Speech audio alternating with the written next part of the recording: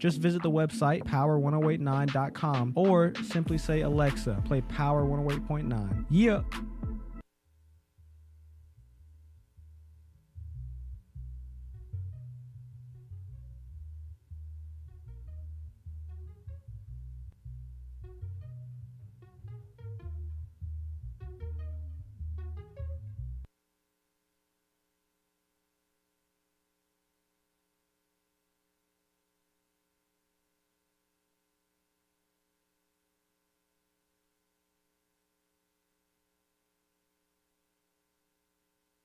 Keep up with Power 108.9 on social media. How can I find you? Instagram at Power 108.9 and Facebook at Power 108.9. It's the exact same thing. It's at Power 108.9. Okay. Power 108.9, a station for the people. If you're a content creator, social media socialite, influencer, or simply love to record current events, you need the joystick. The joystick is an essential tool for every type of digital content creator. It holds 2 or more mobile phones or tablets, allowing users to stream and record hands-free on multiple apps simultaneously. And it's lightweight and portable. For more information or to purchase your joystick today, visit our website at www.joystick.com. My powerful and pristine people, it's your boy E-Money, your favorite engineer. Check it out. If you want to get involved with Power 108.9 as far as partnerships and advertising, if you want to reach our 50,000 plus listeners and viewers per week, please email power1089ads@gmail.com. That's power1089ads@gmail.com. Speak to our marketing director so we can get you set up and ready to go. Let us help you reach your targeted audience and expand your brand. Question: what's the only station where you can get R&B, hip hop, pop, and talk radio? Time's up. Power 108.9, a station for the people. The opinions and views expressed by this program are those of the program host, and guest, and do not necessarily reflect the views of Power 108.9 and its officials. We hope you enjoy.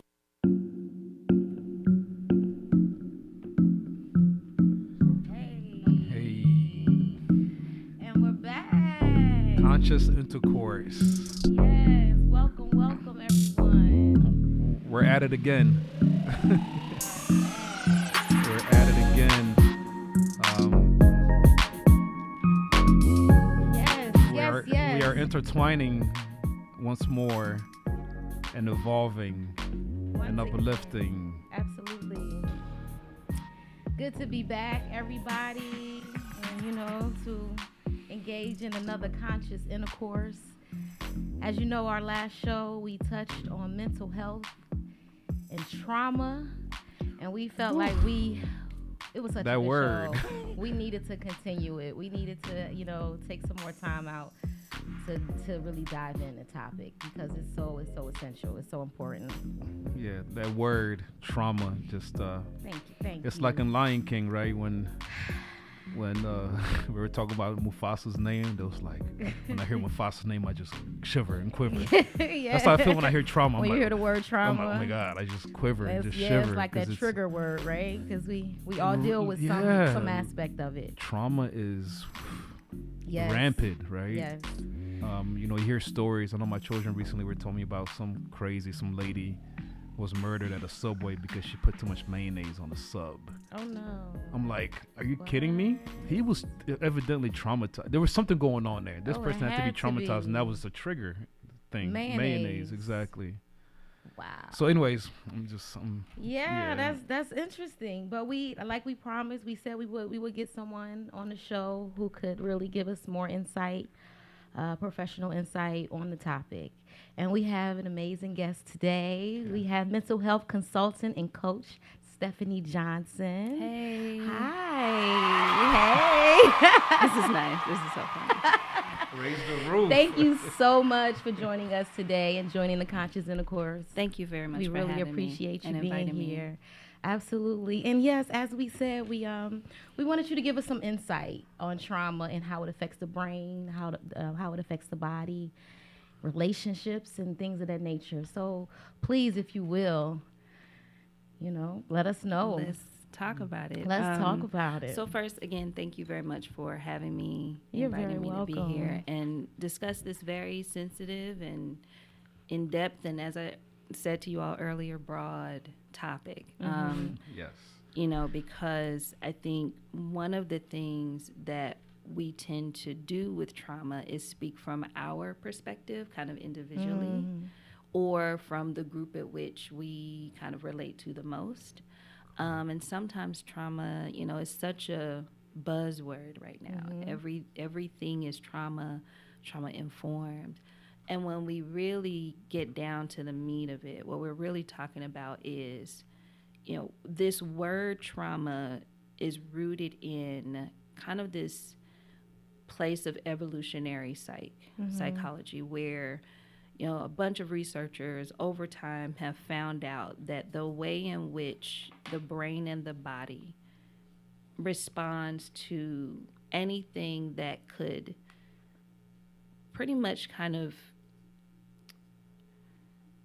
shake up our survival mode. Okay. Anything that can threaten our survival and our thriving means that our bodies and our brains respond accordingly. Correct. And a lot of that happens, though, with kind of a disconnect to the mind and our psyche at the same time. It's why so many people who experience trauma have triggers.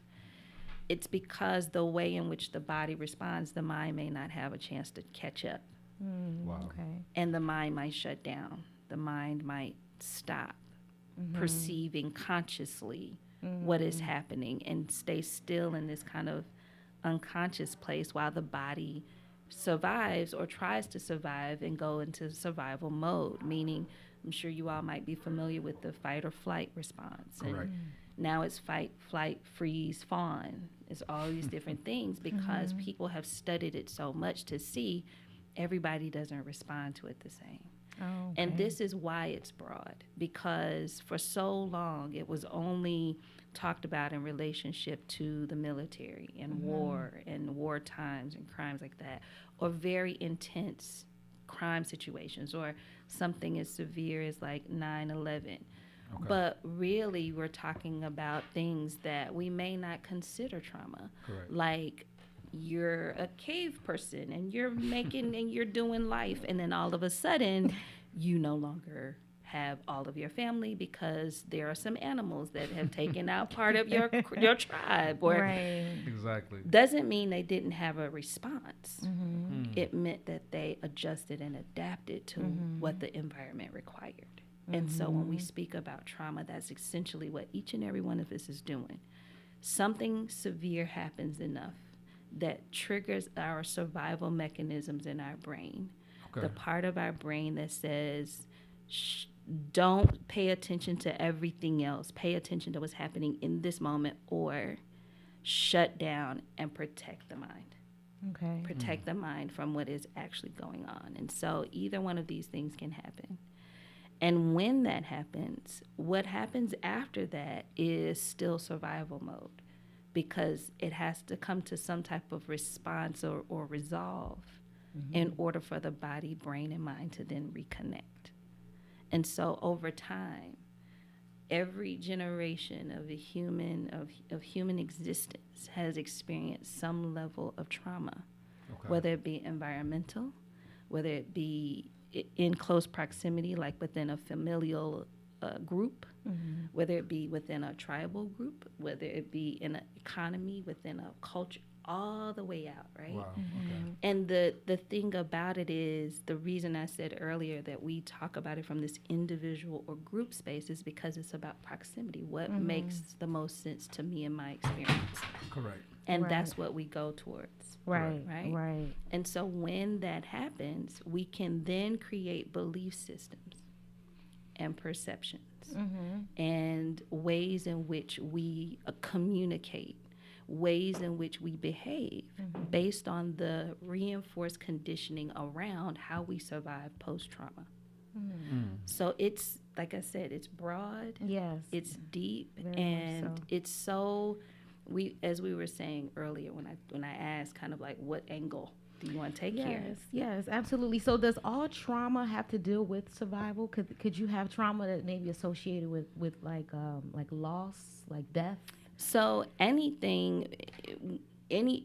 trauma, it impacts us and goes into the survival mode place. Mm-hmm. So when we experience loss in a traumatic way, like a parent, like what we just experienced, people went to the grocery store and didn't come home. Right. Wow. Right. And it was very public, and it was very tragic and raw and just unsensible. Right. Right. When things like that happen, it's unexplained. Or even when someone completes suicide, very sudden. And people always say, oh, well, we didn't see the signs of it, because it's not that predictable. We talk about this from places where we think we know how to prevent certain things. Like, you know, we may think that we know more than what we actually do. Right. Right. And this is something that is psychological principle. Overestimation of what we are actually understanding and can do happens a lot. It's a bias. Correct. It's a psychological bias that we have because we are trying to survive, right? Yeah. But when we incur things suddenly, when we incur things outside of our control, when we cannot do anything, we feel helpless. Right. Each and every individual is going to respond to that in their way based on what their history is, and what their individual personal experiences have been up until that point. The three of us could experience an active shooter, and each one of us have a different response to what will happen right after that incident is over. Some people will be in a daze and will go about life like nothing ever happened. Some people will completely break down, be in tears every day, be completely shut down. Some people might get more erratic, might want to retaliate. Correct. So you see, like, it depends on what is your kind of makeup, what has already happened to you. And that's the thing about trauma that we have to kind of get some perspective about. It's really about what's happened to you. Yes. A lot of times with trauma, because oftentimes many people don't get intervention from trauma.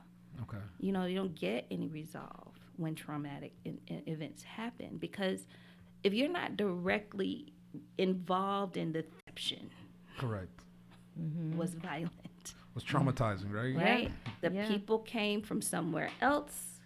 They came here and it was like, this mine. No, there was more like, this is mine. I don't know. Sorry, y'all. That could be wrong. But it was something like that. Something along the lines of, right? So this is mine. Yes. Right. Because I'm here. I don't see nobody else. Right.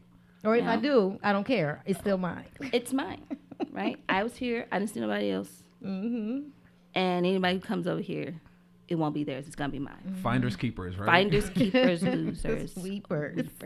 Right? Exactly, right? So that then led to, oh no, but it's actually ours. Yeah. And we were here first. Right. And no. Yeah. Bang, bang, bang. Actually, how can you even own this? This is actually not even anybody. Right. This is the universe. This is God's. Like, how can you even but they put didn't see ownership it that on way, this, right? right? Right. And part of the history, and this is the thing about trauma, just because there was this movement to conquer things, right, didn't mean that the people who did the conquering weren't traumatized. Ooh. Wow. And then their offspring weren't traumatized by being a part of it, and all the people who were involved weren't traumatized. This is a thing we don't want to talk about, but it's real. Correct. Because there's a reason why these behaviors psychologically continue. They say hurt people hurt people. Yes. Right? Correct. Because when these also, like, real. the people that came here, because I remember in school, they talked about these were like, you know, second class, third class citizens. They were the Don't get me the line and philosophy about history. But these were as I've been taught, and you know, this is kind of what we've been taught is skewed. Okay. But what we've been taught, what is the most told story, is that there were Europeans who did not want to be under leadership of totality and monarch and all that. They wanted their own freedom of choice and will in country and government. Exactly. And they also particularly wanted economy per how they thought economy should be built and run. Okay. Right? It wasn't just let's go over there, because the reason why Russia is in Ukraine is because Russia wants more territory. Wow. Right? It's about territory. Geopolitics is about land. How much more land you have, the more resources you have. The more resources you have, the more power you have. Exactly. It's not just about that currency, because currency is not real until there's some kind of resource to attach it to trade with, right? Correct, yes. So it was about not just extending that role into this land. It was about those people and their ideals being extended into a different land that was actually different from the land that they came from. Okay. But economy was the slave trade. Wow. Right? That was the economy. And it wasn't just Europeans participating in that economy. There were Africans participating in that economy. Yeah. Right? This is true. Yes. Right? Unfortunately, right? Moses took the people out of where? Egypt, right? Yeah. And so when we talk about the length of when we say generational trauma, what it really means is it goes all It dates back. the way back. Way Right? back. So the reason we have these responses, the reason we adapt, the reason we adjust and all these things, and when we look at this nation and its upbringing and its what it's become, it came from this traumatic place. It had a history of producing trauma to produce economy, to produce what we have today. And all of its convenience, in all of its freedom, it came with a cost. And that cost was a traumatic one. And so every side of this coin has its own story around that trauma. Some people have crafted that story for their own good and for their own, survival, really. Right. And this is not to minimize the harshness of this trauma, but it's to bring perspective to the fact that just because someone did it to someone else doesn't mean that they also didn't incur the effects of that. And the lack of resolution behind that, the reason that has not stopped and became different forms is, think about it. When you're in a group of people, you're more likely to acquiesce towards what the group wants Correct. versus what the individual wants, especially when survival is at stake. Right? Correct. So if it's someone in the group that says, we really actually shouldn't be killing people like this. This don't make no sense. Oh, really? Oh, okay. So whose side you want to be on? Exactly. That's what it boils down to, right? Correct. Because we've seen this in history play out, right?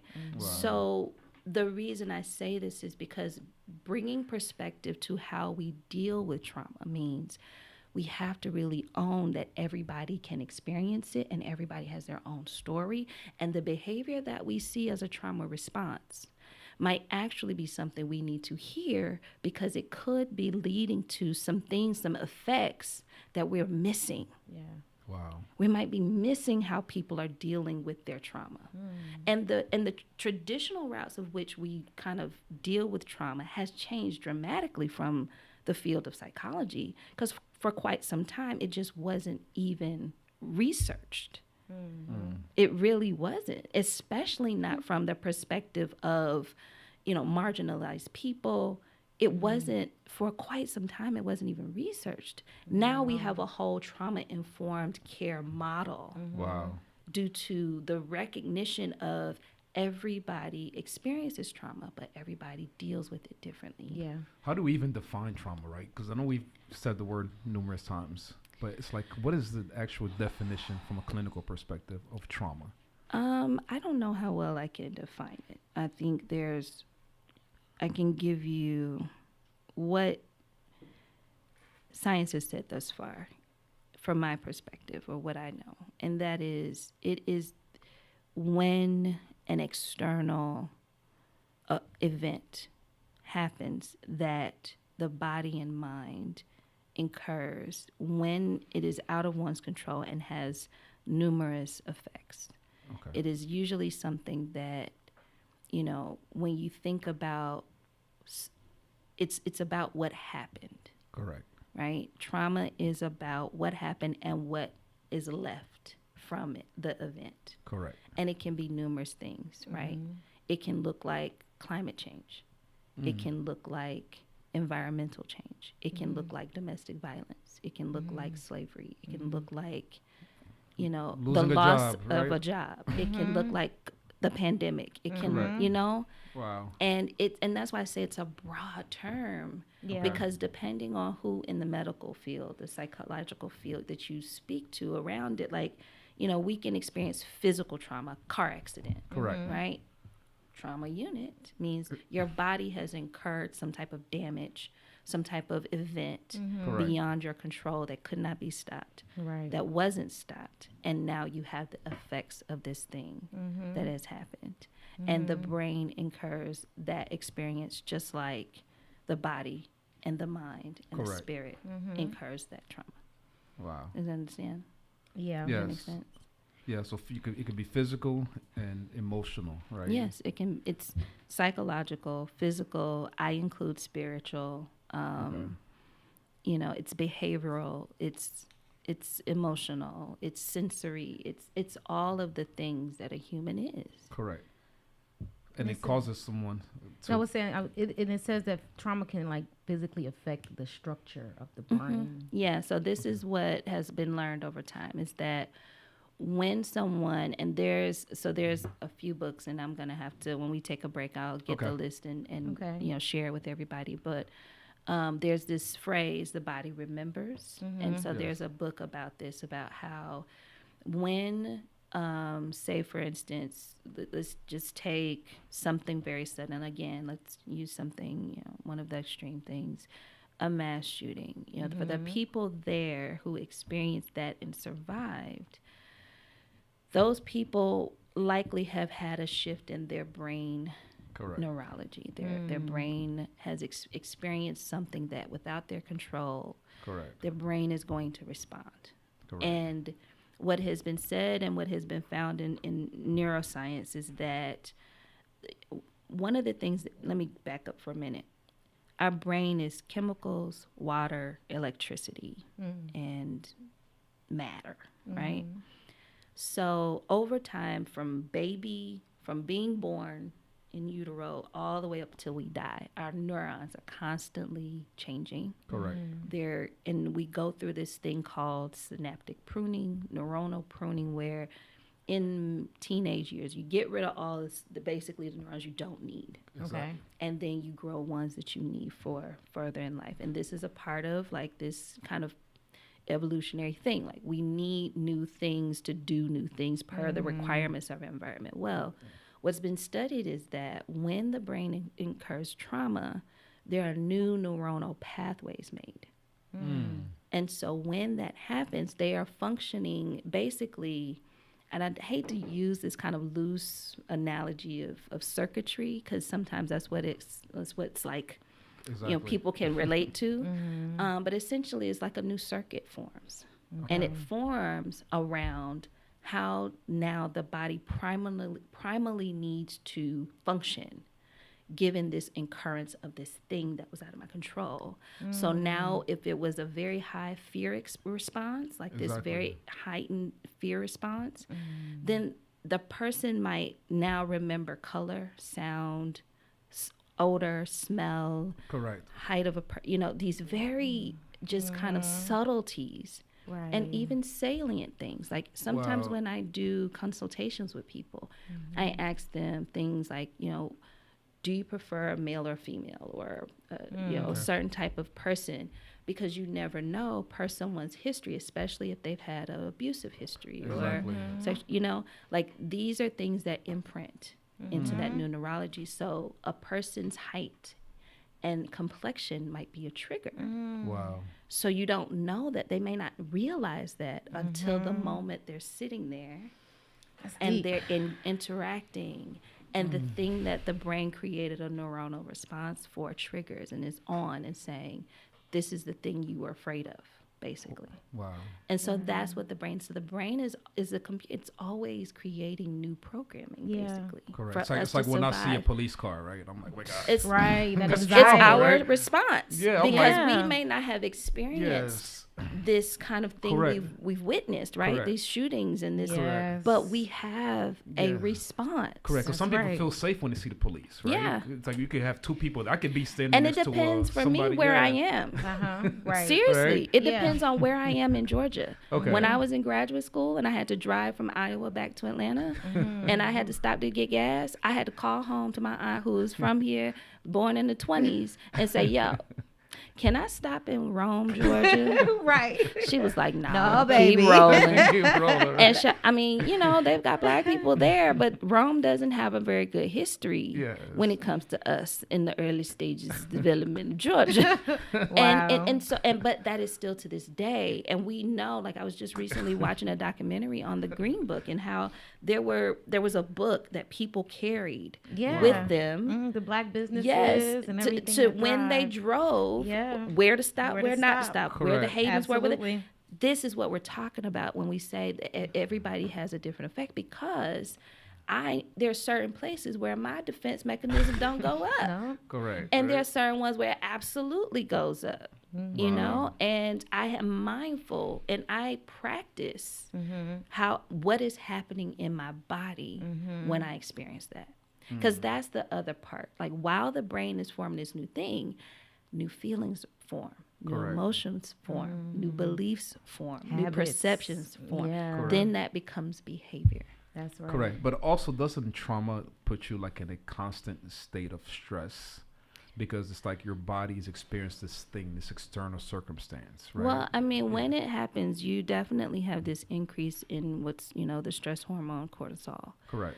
And adrenaline. And the thing about cortisol is that when it's too much in the body, when it's in the body for too long, it causes inflammation and it is the hormone that the science has found out is the leading cause of most disease. Exactly. And so, yes, when you are experiencing heightened states of fear and heightened primal states of existence, and your brain is constantly on the triggers are on, and you're trying to survive, and you're paying attention, and you're you may not feel like you're doing that, but your brain knows you're doing that. Correct. Right. It's like a response to the stress, to the it's like coping, coping to it, coping mechanism. It's adapting. It's actually adapting. It's like the response to the imminent danger, right? It's like in primitive times, like you mentioned, a caveman, right? He sees a dinosaur. Oh my God, I need to run, panic, hide, whatever I'm doing, right? Yeah. But then dinosaur goes away, then the body, kind of comes back down. But ultimately, when the dinosaur appears, there's this like adrenaline rush. There's this increase of blood to the extremities to get to safety, right? Or to figure out ways to, because you start breathing, faster. Your body goes into this, immediate stress response. But then with trauma, from my understanding, because I've been through, several traumatic experiences. I know most of us have, but I know for me, it's like every time I think of that thing, I go back to that initial response. Yeah.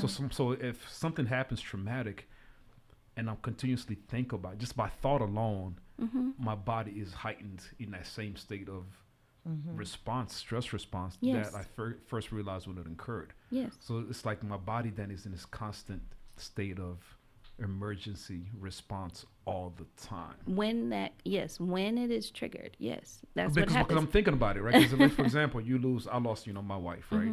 So every time I think of her or what happened, it's like I'm there already, right? It's like, and that can especially when it happened, it's like it continuously occurred for months where every day I was in this heightened state of stress. Right. And this is what leads to, us, when professionals, when people have responses and they have reactions to things and they don't know where it's coming from, or they may know but can't stop the reaction. Because you can't stop thinking about it, because this thought is there. It's like constantly. And this there. is what leads to the kind of this symptomatology, this cluster of symptomatology that can be diagnosed as PTSD, post-traumatic stress disorder, or diagnosis.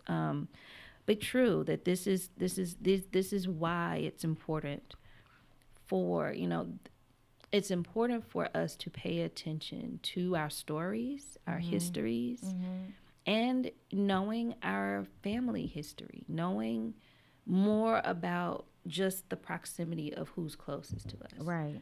Because that informs what has now led to genetic mutations over time. It informs the presence of disease over time. Correct.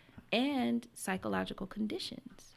Wow. So, how, and the other thing is when it's stored in your body and you have those reactions to the mere thought, it means it hasn't resolved. Exactly. It means that there is a need to pay attention and learn how to regulate your body's nervous system. Correct. Yeah. Per these thoughts, because the thing about thoughts and feelings is it's just fleeting. They come and go. Right. You kind of don't control. But there are reasons that you may get triggered for the thought to appear that you may not even be aware of. Correct. Because when trauma happens, when the event happens, you kind of get this storage into your unconscious. Okay. Right? Correct. So yeah. So when I hear that music, you know what time it is. It's a cue that we've been talking too much, and then we need a break. It's getting for so some good. Water.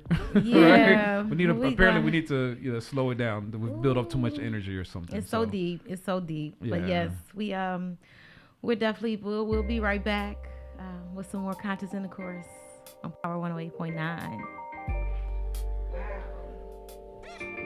Good job.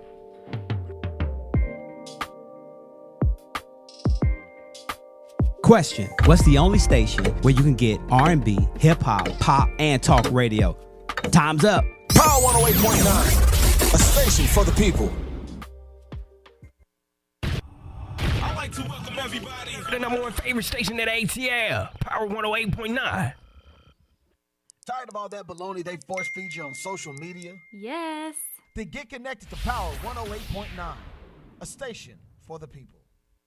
Yo, it's Michael McFadden of Power 108.9 for our folks over at 404 Computer Repair. Where do I start? iPhone and Android screen replacement starting at only $69. And not only that, they do it all. Really, computer repair, tablet repair, Xbox, iMac. Honestly, yeah, they do it all. Call them 404-259-0183. Once again, 404-259-0183. Now, I got to be real with you. My family and I have been clients with them for a while. As a matter of fact, 404 Computer Repair repaired the iPhone screen of our then high school freshman who is now in his mid-20s. What? So, if you're looking for affordability, great quality of workmanship, and a team that will get the job done the first time, call our friends over at 404 Computer Repair. Hey, they're located just minutes from the Battery, Atlanta, right there, 360 Cobb Parkway, Southeast in Marietta, Georgia. Hey, just give them a call, though, 404-259-0183. And, of course, tell them you heard it right here on Power 108.9. Let's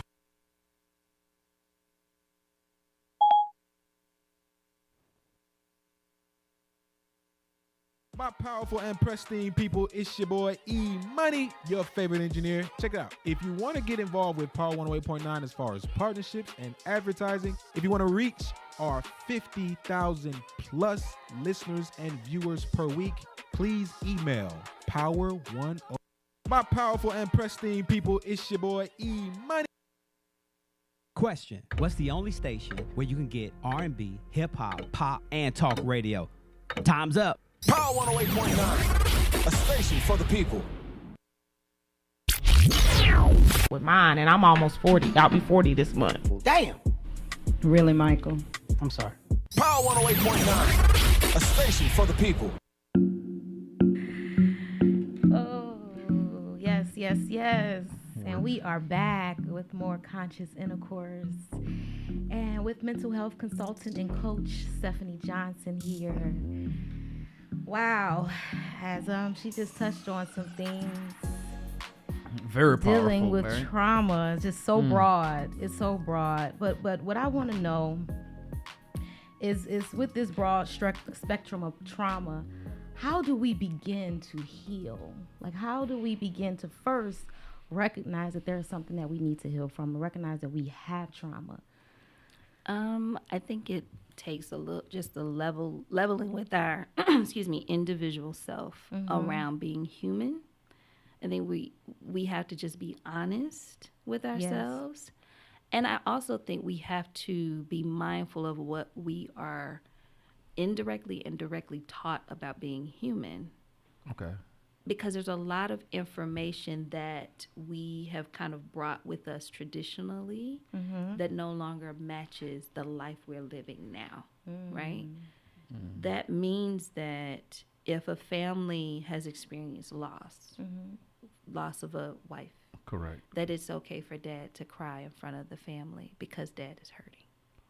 We may be carrying a stereotypical thought or belief system about men. Exactly. And how men emote or don't emote. And that, can get perpetuated as unhealthy behavior. Yes. Wow. So being honest to what humanity really means. That there are this cliche saying there are no perfect people, right? But what does it really mean? What does it mean when you are a Christian and you are taught that Jesus is the way and the light, and that Jesus was perfect, and everything that is preached is towards being like Christ? If you don't really know what that means in terms of metaphor, in terms of kind of a state of character building, as opposed to literal process of life, then you might not be honest when you're going through pain. You might not be honest when you're going through turbulent times with the very people who might be going through it with you. Wow. You may not be, because the idea is if Jesus could do and be sacrificial in his body, then I must be able to manage whatever comes. Right. Correct. Let's be clear. Jesus was God. Right. And last I checked, we not. So right. if that is the case, right, we ain't got what, because Jesus left and went up and out and he came and back. around. Right. And came back. And came back. Unless one of us around this table can do that, then that might, the way in which it's taught might lead to a belief system of practicing day to day when you're dealing with things that you can't bear. And yes, our faith is our supplement, is our stronghold and our foundation for some people who practice it that way. Correct. But it doesn't mean that you negate the human parts of life. That's right. That are very real and very manageable, should you be honest about what your experience and your truth is. Wow. Because a lot of people, even on this kind of conversation of faith, there's a lot of religious trauma that people have experienced. Preach, my religious sister. trauma. And this is something that I Preach. get calls and people, I'm struggling with, going to church because of these things that happened in church. Yes. We're seeing it over and over and over again, how people have mishandled their leadership, their power. And you got souls at stake. Indeed. And if you really are into spirituality and religion, not just religion and the practice of doing the things. Right. Because that seems to be putting you on the right thing, whatever that outcome is supposed to be. Exactly. It's about the soul. It's about the Focusing spirit. And inward, there has some validity there somewhere, because all that stuff that scripture talking about is not about the thing that's the outcome. It's about the soul. Because Jesus didn't die on that cross for nothing. Absolutely. So your soul could go somewhere, right? Right. But if you are practicing it from a perspective of, I just have to get through this, and I know that, I wouldn't be going through this if I couldn't bear it. Exactly. Right? This is a message we say. get often. Yeah. But what is this really telling us? Think about it. Yeah, Wow. it's like desensitizes you, Yes. right? Like, Yeah. okay, I'm supposed to be I'm strong. supposed to be strong. all Jesus the is strong. time. Jesus Exactly. also But that doesn't mean you can't was cry. God in you human know? Say God wouldn't give you more than you Right. can handle, right? Right. But Yeah. God also gave you help, and that's why God. If we're gonna use the scripture, talk about the spiritual about gifts, Talk because He about gave it. them to you. Say, find Yeah. one. And there you go. You might have one of those, The spiritual gifts, Right? indeed. because that might be the tool you need Yeah. in your humanness Correct. to go through the things you need to go through in a way that might be healthy for you. Right. Because we all don't have the same gifts, right? Right. No. But if we're taking this in this way of we can just, if we only pray, if we only do this, and we have, the thing that I've noticed too that's happening right now is we kind of have this tunnel vision about it's either this thing or this thing. It's not, it can't have duality. Right. It can't be multiplicitous. It has, that there can't Exactly. be more than one thing that exists under one umbrella. Right. No. Right. You can have a faith that is strong, and you can believe in that and practice that and use it to your benefit and your advantage to keep you healthy. Right. Okay. Because if a God wants you abundant and God is love, Yes. and fear without love is torment, then how do you get to the abundance? Right. Wow. How do you get there? Yeah. Right? Like we have to kind of break through these belief systems that have been just traditionally handed down that we don't challenge. It almost seems like, as we're having this discussion, the fabric of our entire society Our existence as Yeah. humans. is ingrained with trauma. It's right? absolutely. It's trauma filled, right? Yes. Even the whole notion of Jesus dying on the cross Yes. and being scourged with skin being torn And off his torn back. and beaten and exactly. Like literally, we read that every Sunday at church. I'm like, Yes. so we literally and we're you've been reliving the exposed trauma. to Jesus' trauma Yes. over Yeah. and over and over. Exactly. So what do you do with yours? That's Wow. deep right there. If a child is being taught that, think about Literally, it. I've been- Think yeah. about it. If you're taught that, what God is, what if He's real, if He's not, what is it? Correct. And you're taught that the Almighty Being Yes. was sacrificed Correct. Yeah. and tormented. Be Christ-like. Tormented. For your, You know, yes. and this again, I am Christian, I am Baptist, but Yeah. but I always think through what I learn, Absolutely. and how it is useful to my well-being and my survival and my thriving, because our belief systems matter.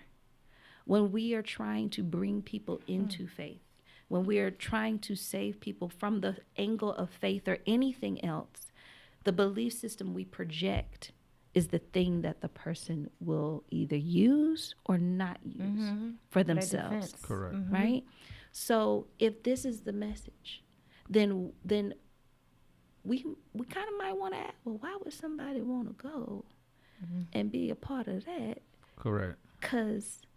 And then say, oh, well, there's all these things that you acquire after you go through The trauma. the trauma. So you have to question it, because there are people who believe that because of their trauma, because of the hard things they've been through, that's the way it's supposed to be. This is why, and let me be clear, I'm not meshing Christian faith or practice and believing in Christ and believing in faith with the idea that we're not supposed to, because there has this trauma history. What we have to do is think for ourselves. The word also says interpret it for yourself, which means you have to learn beyond what the preacher's saying, because preachers are really good at selling you on their projections. Correct. I learned real young, once I had a pastor who taught the Bible theoretically, historically, and spiritually. I learned how to interpret the word for myself. Right?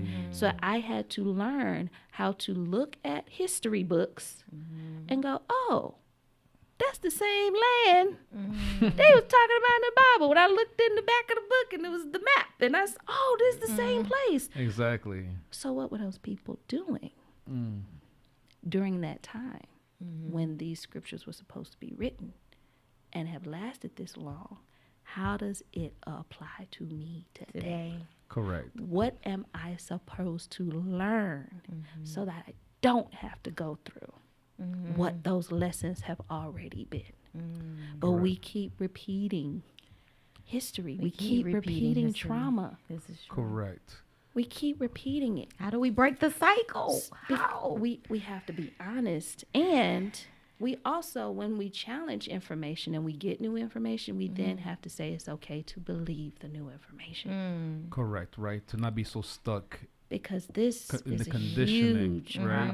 Yeah. Like I learned recently that by the time you're 35 years old, 90. This is what, of course, I read and follow a bunch of stuff.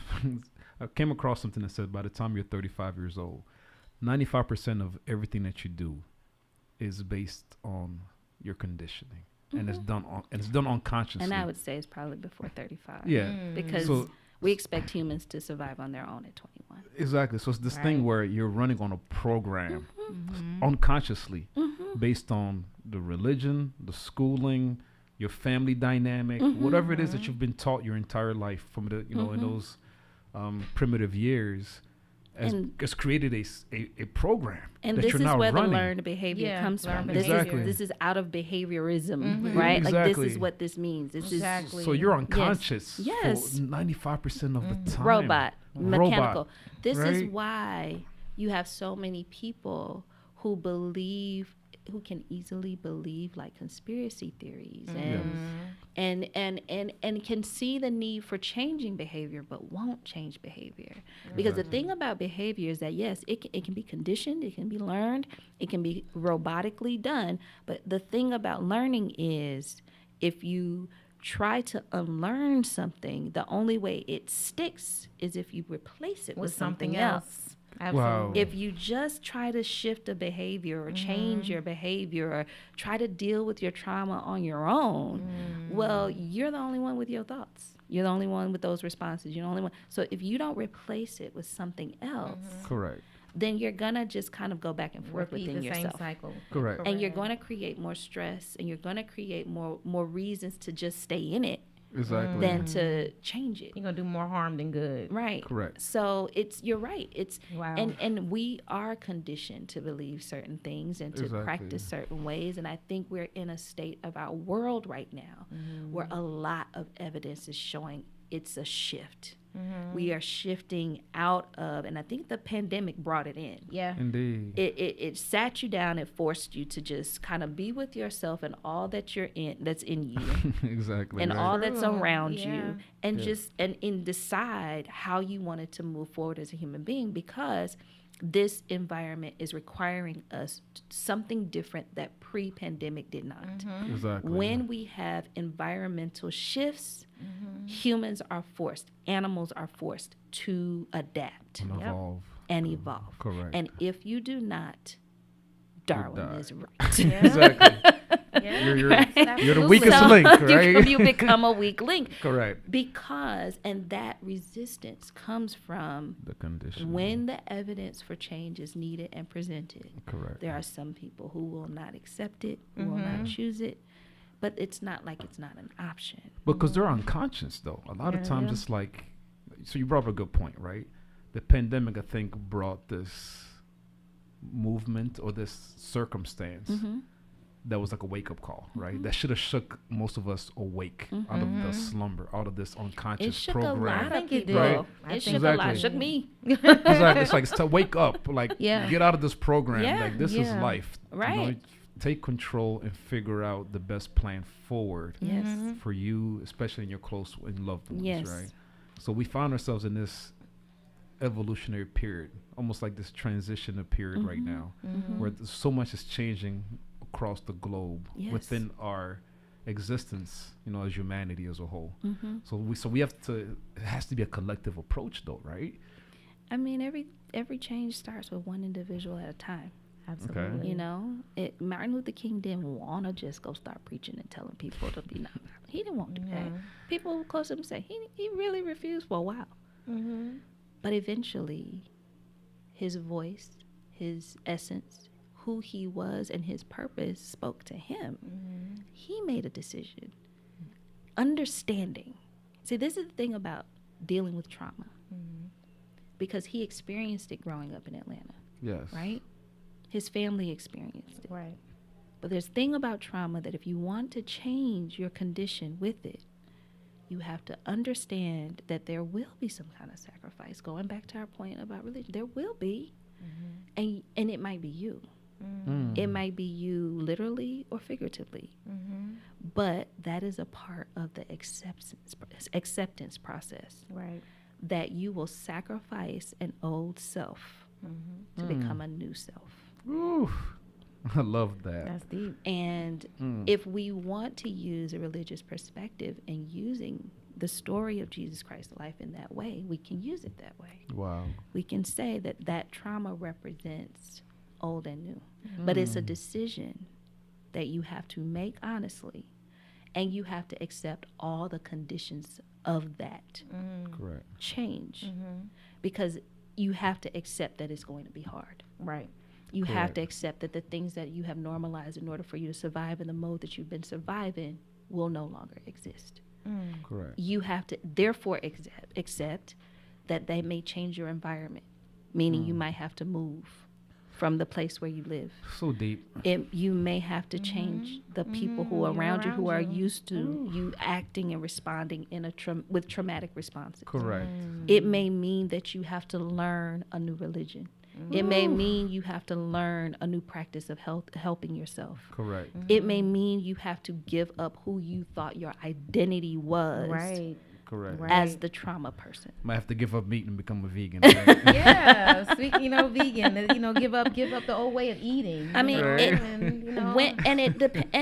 your story, Yeah, and it's exactly. your thing, and it's only you, because Correct. we're all on these individual journeys. So with that, with you dealing with yourself and your own personal traumas, how hard is it to maintain strong relationships? It's not easy at all. It's not easy. It's hard. Yes. I mean, one of the things that I have learned over my awakening through 2020 and in this time, spirituality for me has become a whole new thing, is that I understand something that I definitely didn't prior to, and that is each and every one of us is on our own journey through this, what I call plane. Yes. And we had a purpose to begin, and we'll have a purpose to end. And no matter who's close to us, no matter who we're related to, no matter how tight that is, how loose that is, that journey is going to be what it is. Right. We determine what this human form experiences, how long we experience it, how intense it is, how we determine it every single day we wake up. Yeah. Every single day. Yeah.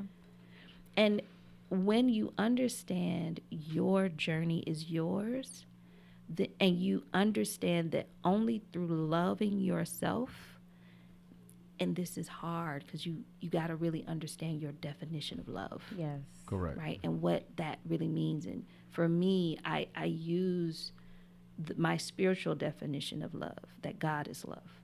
Okay, so if God is love, then God can't be fear. Nope.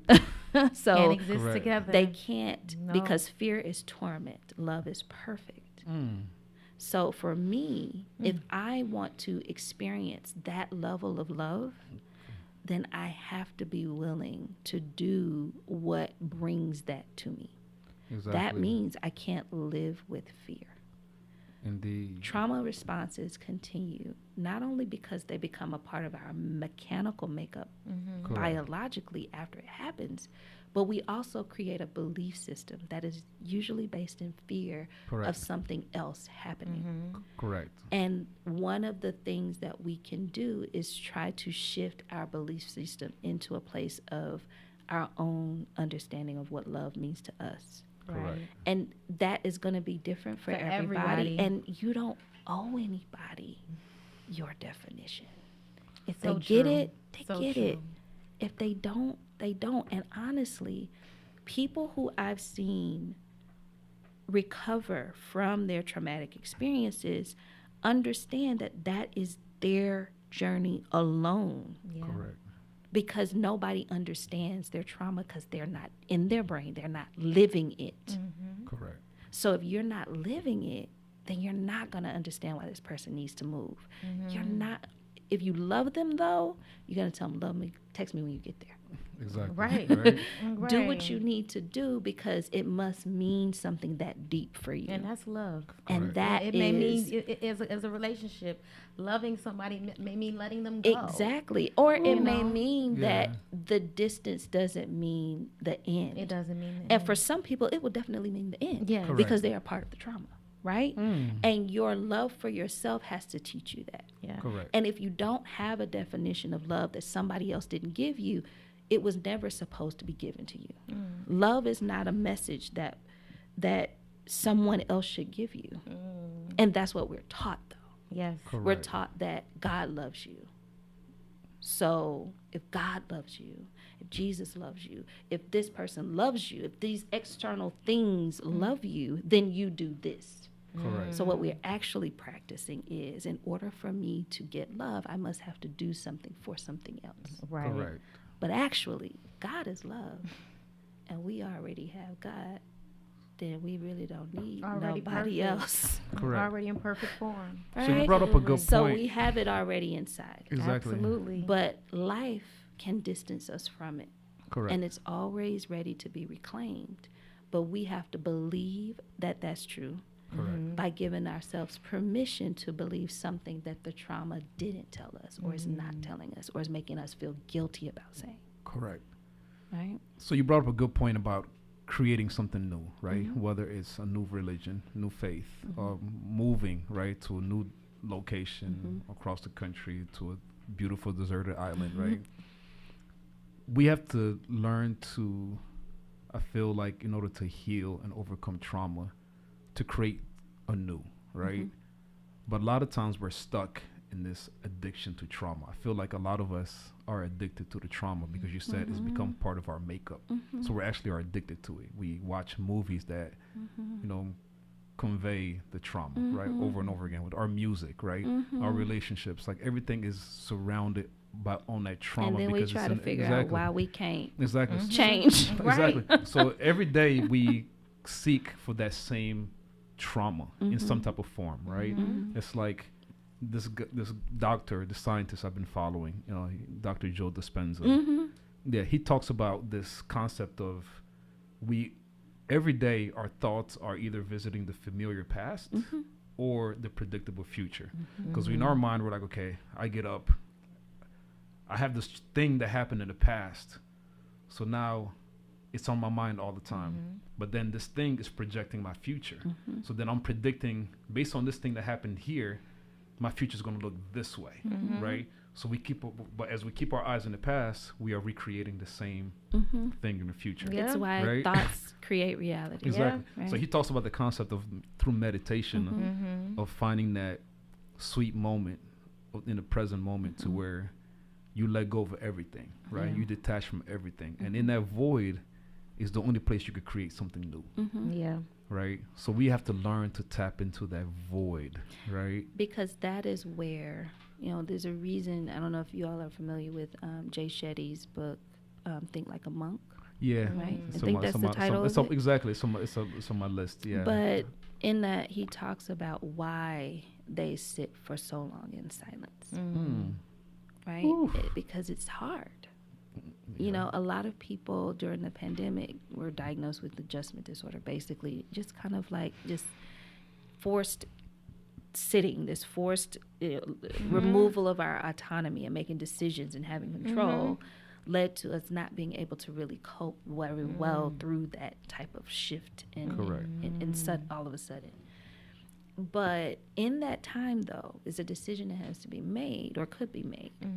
Whether you take that time to really deal with everything you've been distracted from, right? Our busy lives are just distractions. Yeah. Right? Yeah. It's why the familiar past and the predictable future exist, because we're Exactly. constantly trying to run from one and run to the other, right? Exactly. Yeah. Run from one and run to the other. But in that place of void, in that silent place, in that place that's still, in the place that's quiet, and the place that a lot of people fear when they have trauma, especially if the trauma is continuing. Yeah. You know, you're having this continuous response, react or event happening, and you can't get out of it. Exactly. It's hard to go into that place. Yes. Because that place is scary. It's where all of the feelings that you can recognize cognitively actually have physical feeling. Yeah. Right? They actually have the physiological presence. Yeah.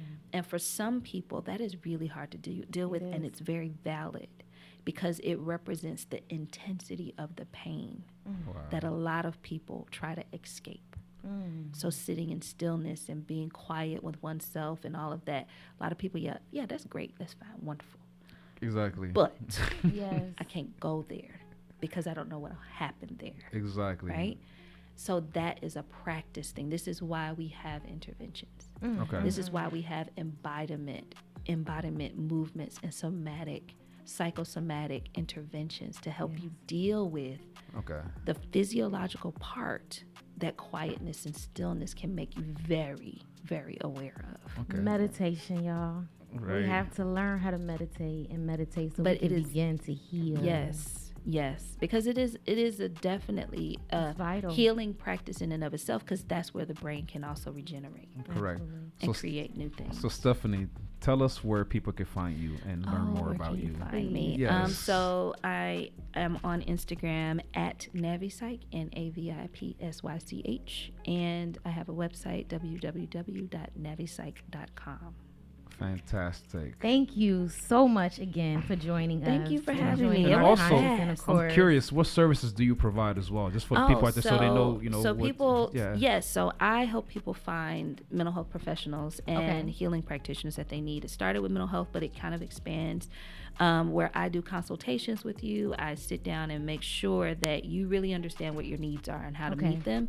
Correct. Then I search for the providers and I make recommendations, and then I coach you through how to begin the process of entering into therapy, what to expect, what the process procedures are. I also do individual coaching, mental health coaching, where we go a little bit deeper to get to the patterns of behavior and everything that really might hinder the present and really build confidence about the authentic self. That's a fantastic service, because a lot of times here, for me personally in the past, people have said, I need a therapist. Or I even thought about it for myself, but I don't even know where to start, because you Google therapist, it's like a million things. I don't understand what these letters mean. APH, SSTY, XYZ. Like, I don't know what that means, and you got to go and research. It's like, that's a phenomenal service. I'm so grateful that you offer that to the people. Thank you. Thank you very much. So yes, and if people are interested in that, you just go to my website. It's all there for you. Awesome. Services. Please check her out, y'all. Check her out and begin to heal. Yes. Find out how you can begin to heal. Go back and talk to your ancestors, your friends, your family, people.